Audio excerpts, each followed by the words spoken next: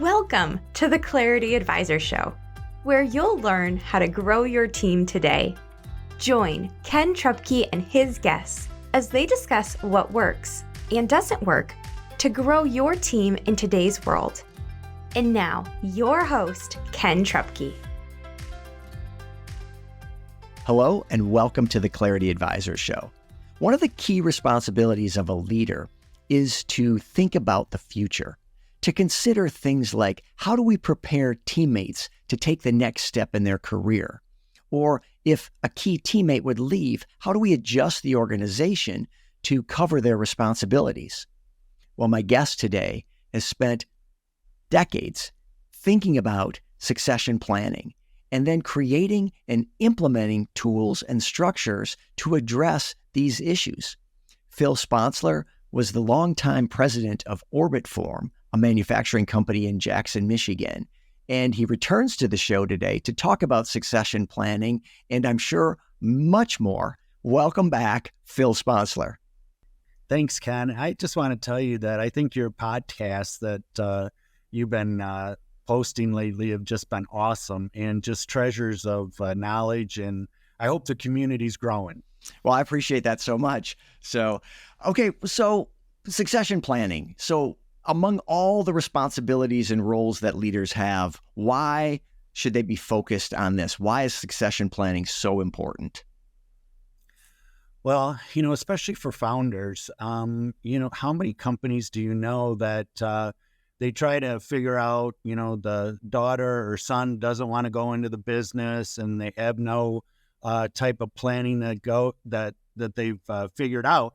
And then they end up having a fire sale on the business because they are the business. And, you can just multiply that up by great leaders who comes next type situations. But I'll say that the foundational thing for good succession planning is the leadership has to love and care for the folks. Truly, sincerely love and care about who they are and how they're fit into the roles that they fit into. And so, along with the employees, the company, they have to love and care for the company, the entity, and also the investors. And that sounds a little strange, but the investors are the ones that are taking the risk associated with the entity, and they should be right in that triad of people that are really important. So it's a long, disciplined, consistent process, and you have to design it, and it can't be ad hoc. You can't start, stop, whatever, and it has to rise up on the level of urgent and long term. It's a marathon that's run like a sprint.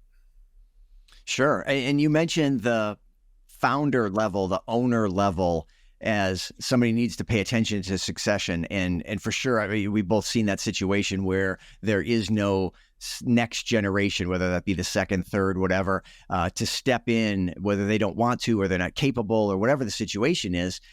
And now there's no plan because they hadn't thought through who could take over for this. And so, but At what other levels in the organization? Is it only at that highest level, the CEO, the president, the founder, the owner, where they think about succession, or should it occur throughout the organization?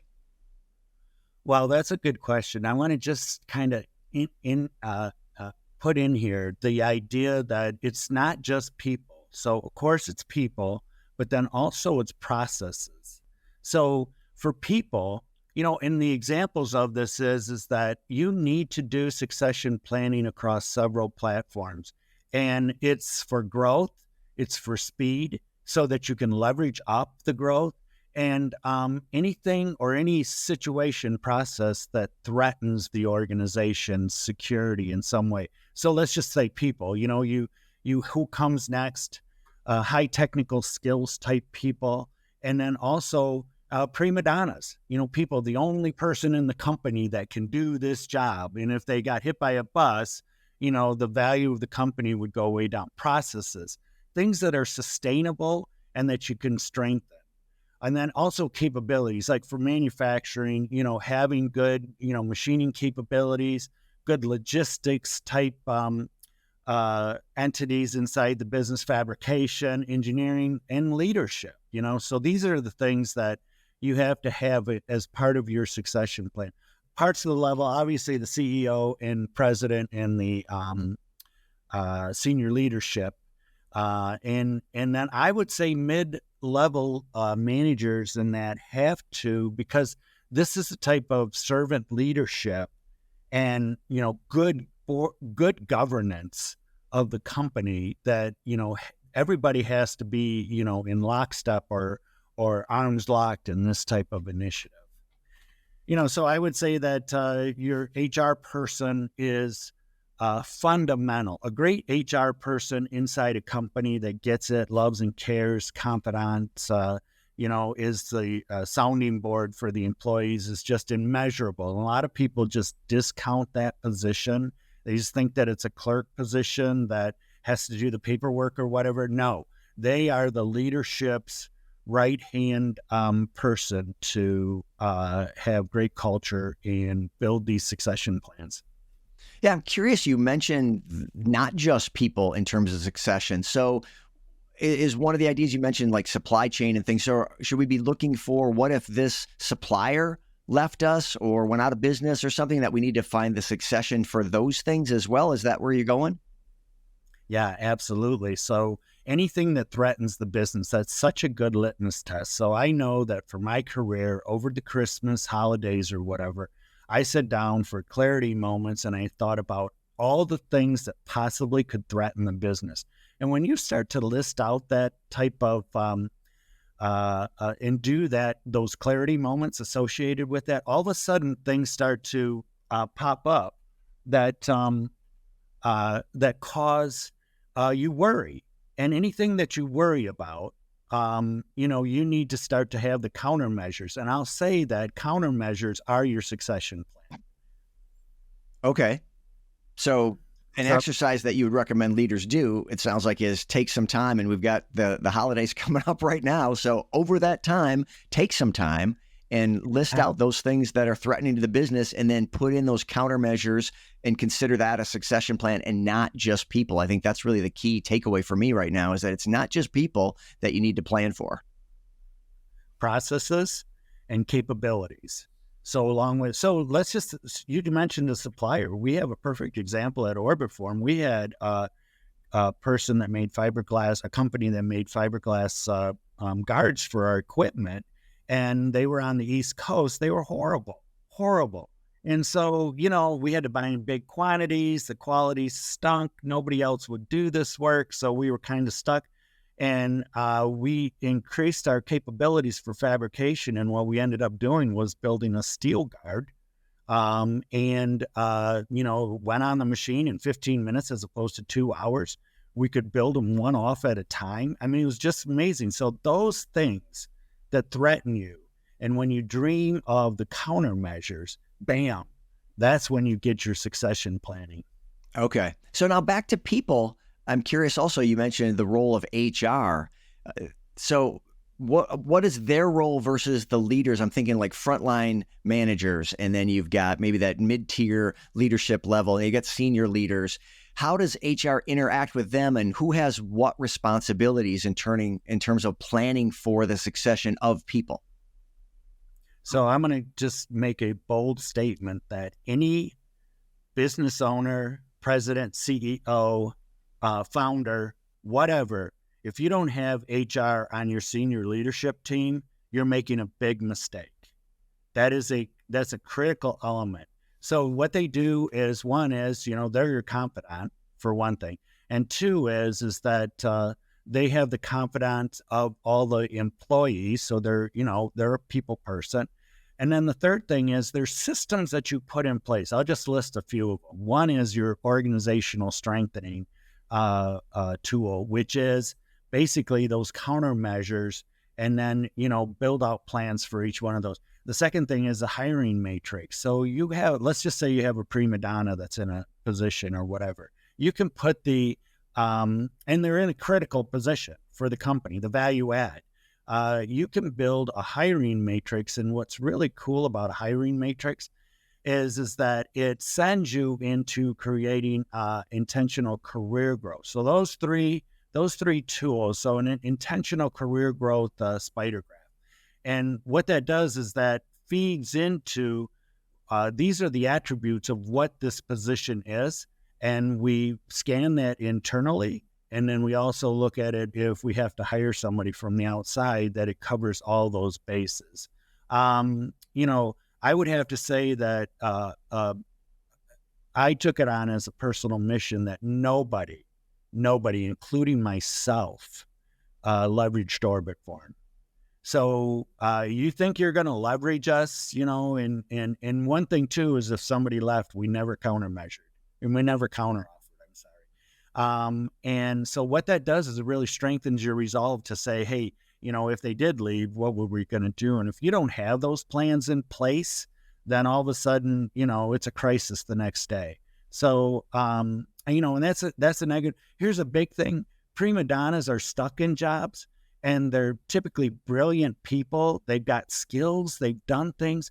A good succession planning and bringing people up that take a portion of their job or whatever, all of a sudden frees them to go to higher levels and higher value adding. So it's not a negative situation. It took us several years to convince some really critical people that we weren't trying to replace them. But once, we did, all of a sudden magic started to occur.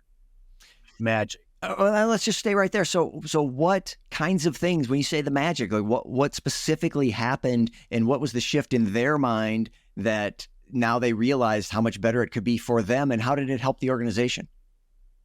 Yeah. So just consider I won't mention any names or positions or stuff, but a highly technical person. And, everything had to go through that person. And now all of a sudden, we sat there and we broke down the job, and it was probably our first big one that we had to do.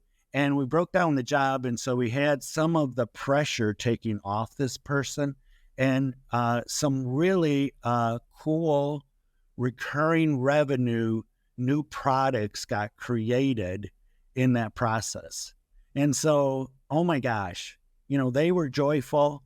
We were joyful. The people that were taking elements of the position and that sort of stuff were growing their career. And, that's when I said, that's what I look at it and I say, it's a typical outcome, but for a lot of companies, it appears magical. And when we first started doing this back in the early, 2003, 2004,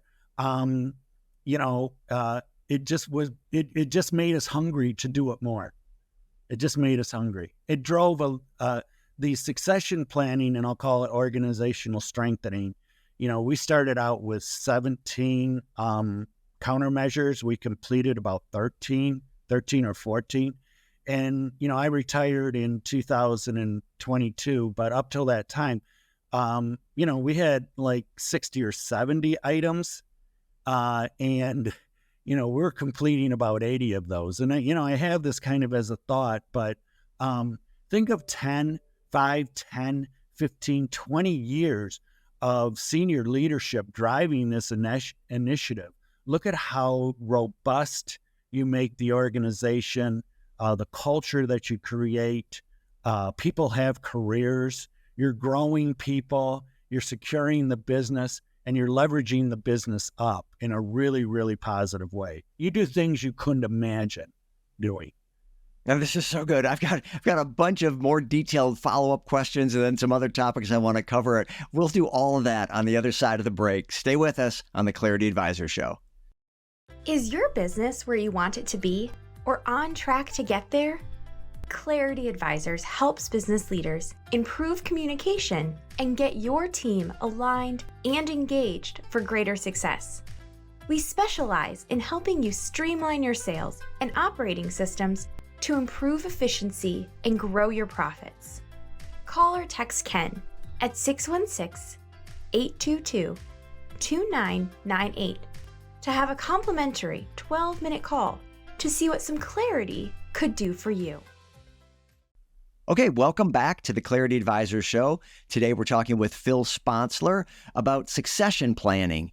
And Phil, two things. First, one, the idea of counteroffers. I love that you guys didn't take counteroffers. One of my mantras for years has been counteroffers, never make them, never take them. Because No. either you've asked somebody to leave or they've resigned.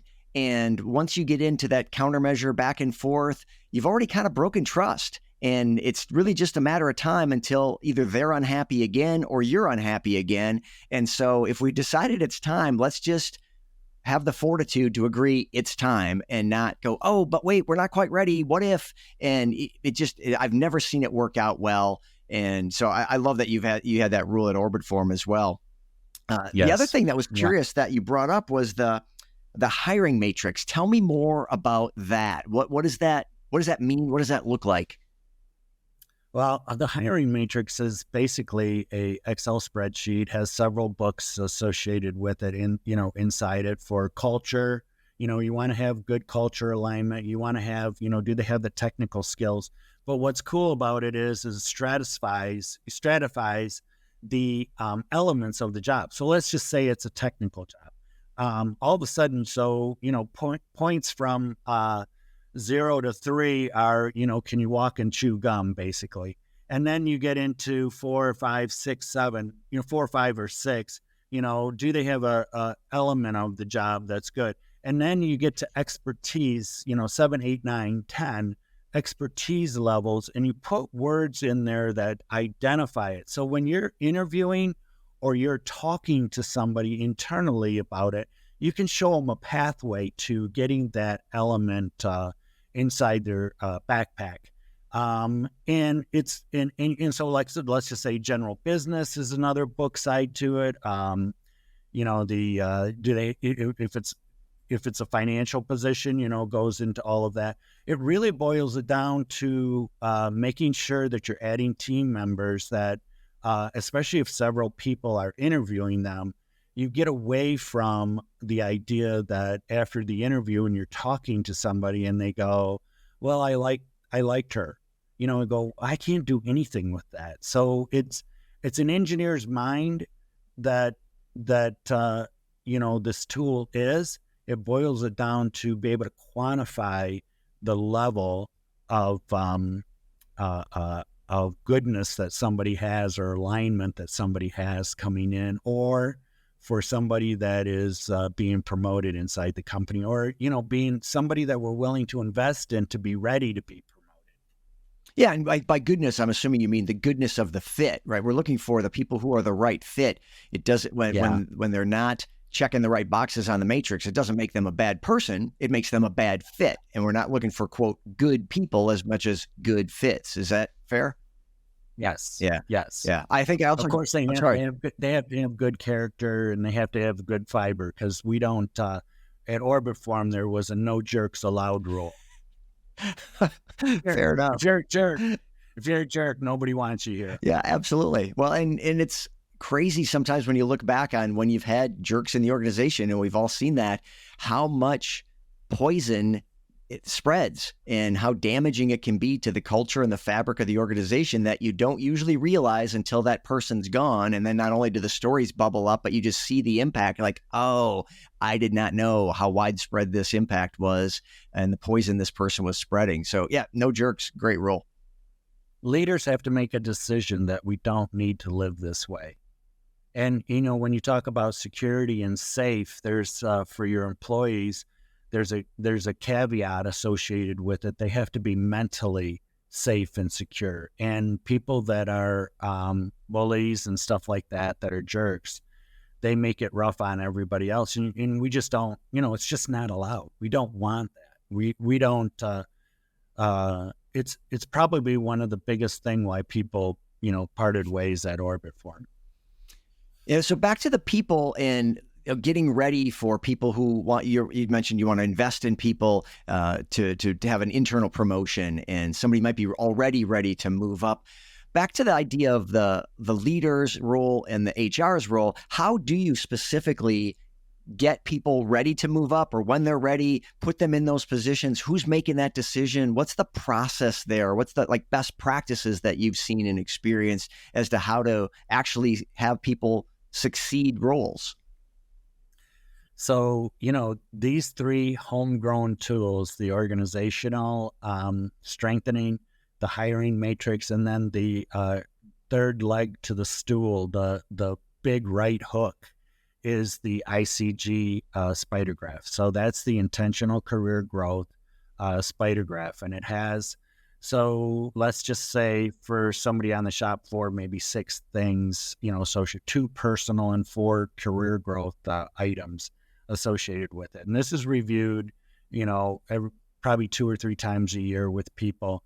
And it shows, like, if you're an electrician putting a machine and doing the field wiring and the panel building and stuff, you might be at level 1 electrician. And so they know that there's 3 levels to go to. They know that there's skills that they can put in their backpack and, climb that ladder of adding more value and being more value adding for the company and more value adding for themselves, because all of that growth, becomes part of them and nobody can ever take it away from them. And so, some people think they got to get an MBA or some, higher level education and stuff like that. And I sit there and go, no, work on what is the skills and the capabilities and the knowledge that you can add to yourself faster than anybody you can do sitting in a classroom and writing papers and doing stuff like that, you can work on yourself. And that's what this is. It's a roadmap to your career. So there's gaps that people can say, and they can actually say, well, I want to work on these 2 elements this year. And they get to the end of the year and they look backwards and they go, wow, look how far I've come. And it's pictorial. It has a radar graph or a spider graph. They can see the darkening of the inner circles from 1 to 10 on the elements. They can actually see it growing, and it's highly motivating. And it just takes people and it allows them to focus on, how do I get these skills, knowledge, and capabilities in myself, and not just, be arms and legs. Sure. And in your experience, did you have that person's leader typically lead those conversations, or what was HR's role? Did HR lead those conversations? Was it collaborative? How did that work, just practically speaking? Well, there is some systems that, we've got to try to keep all in line in that. And, so when you look at the those 3 homegrown tools that we created, that's a lot of that's a lot of work, to make sure that it's all being done and that, it's all being filled in and people are doing it. So this replaced, the ICG replaced the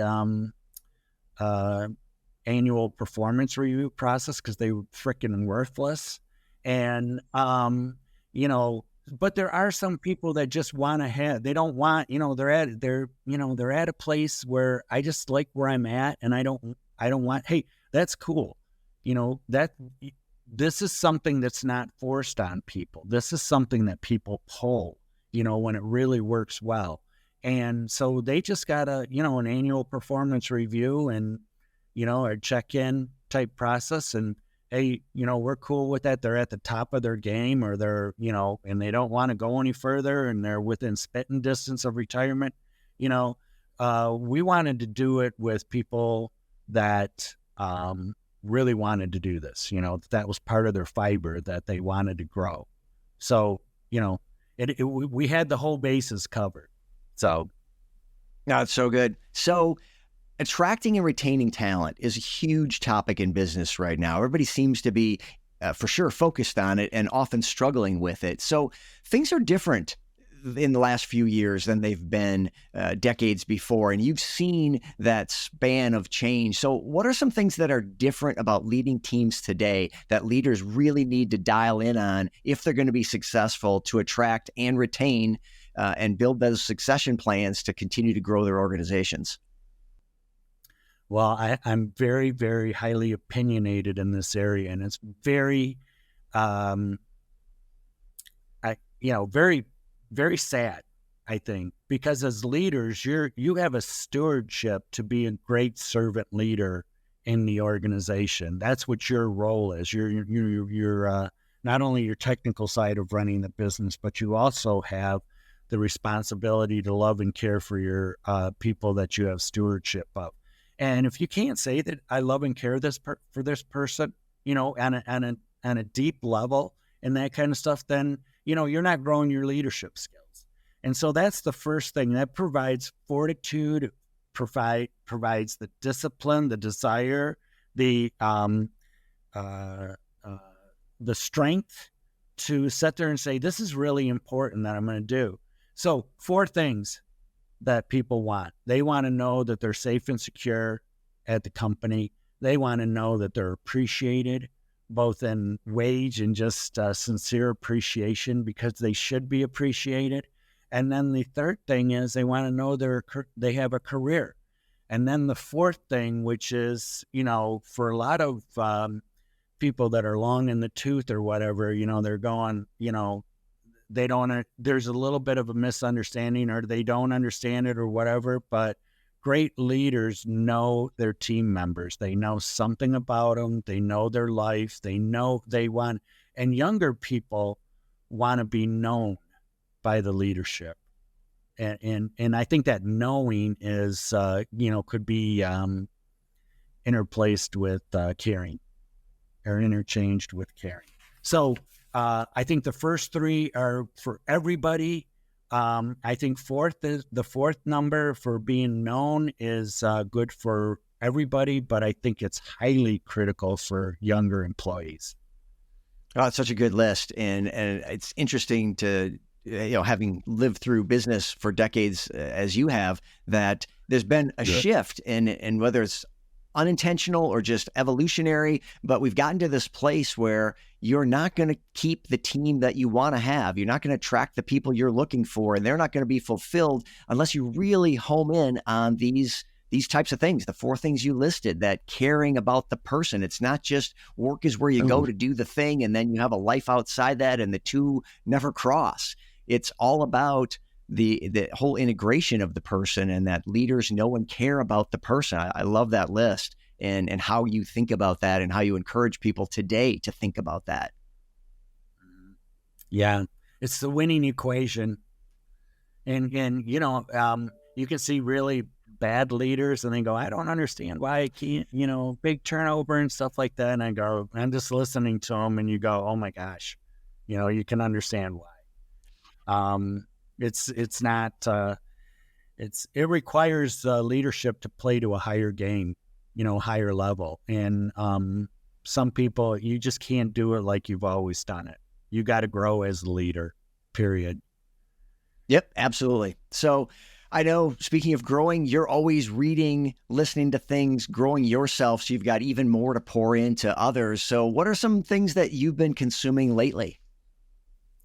Well, that's a great question. So I will recommend that Mary Kelly wrote a book, Who Comes Next? And it's kind of, she pitches it as succession planning made easy, or whatever. I think it's a good recommendation for leaders that are looking for succession planning and how to do it.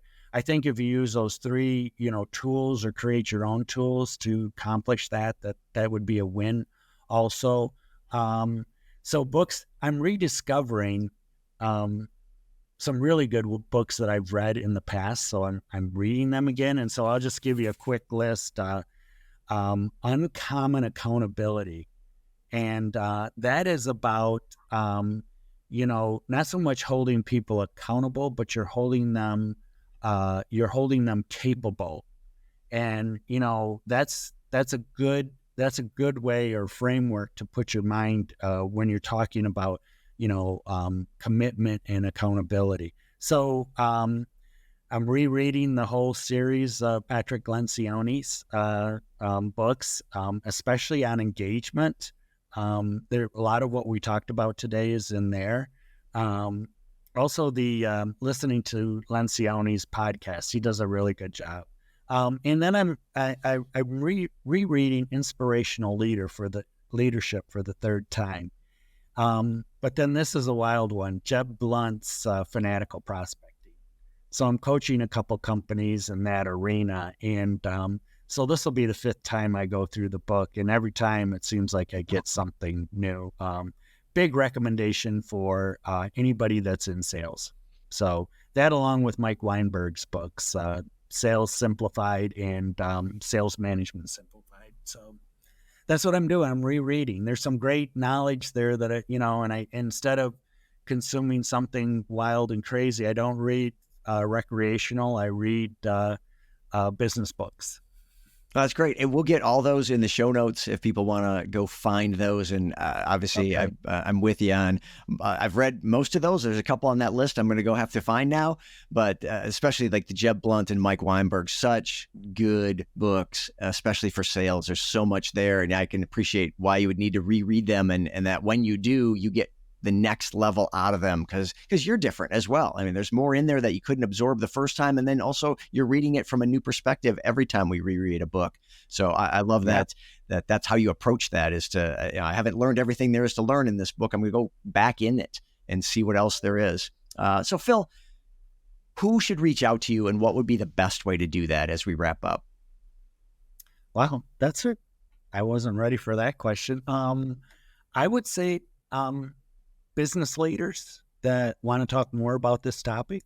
I'm passionate about it. And I think that, so a really cool thing, Mike Shirky, owner of Orbitform, truly the visionary. And he was such an amazing leader that supported these type of efforts. And in fact, with his visionary view, he actually required it.